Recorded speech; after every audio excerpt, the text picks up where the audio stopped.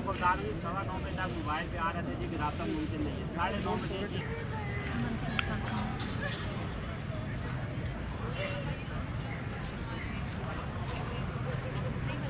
अगर मौसम खराब है तो फिर ये की ना आए, शाइन एयर की ना आए, वो सारी आ रही हैं। ये लिखी जा रही है जी अब 9 फ्लाइट का टाइम 9 बजे था, ये लिख रहे हैं 9:10, 9:20, 9:30, 9:45, 10।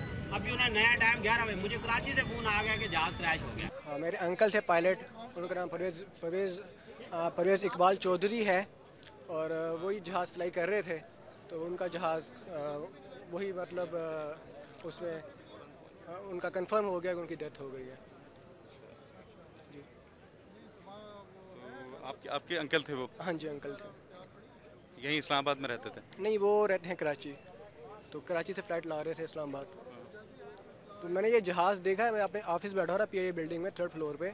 तो मैंने वहाँ से जहाज़ गुजरते हुए देखा है कि ये जहाज़ गुजर रहा है। लो मैं सोच रहा था ये जहाज़ इस तरफ कहाँ जा रहा है।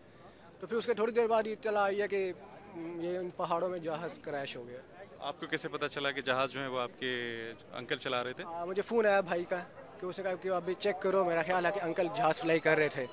तो फिर कन्फर्म हुआ कि हाँ, परवेज़ इकबाल चौधरी ही थे जो फ्लाई कर रहे थे और वो भी इसमें उनकी भी डेथ हो गई है इसमें। जहाज़ में आपके अजीज थे जो हादसे का 6 पैसेंजर थे जी। हाँ, यहाँ पे पूत हुआ था, उसके लिए आ रहे थे, मतलब याद सब हुआ उसको जी। कौन कौन थे रिश्तेदारों में? रिश्तेदारों में ज़मीन खान था, बाकी नाम तो मुझे खास याद नहीं है। तो अजीज है कहाँ के रहने वाले थे? जी, पिंडी पिरुदाई का रहने वाले, फौजी कॉलोनी का जी। तो यहाँ हॉस्पिटल में आप कब से जख्मियों के इंतज़ार में? तकरीबन 1 घंटे से मैं इंतज़ार कर रहा हूँ यहाँ पे।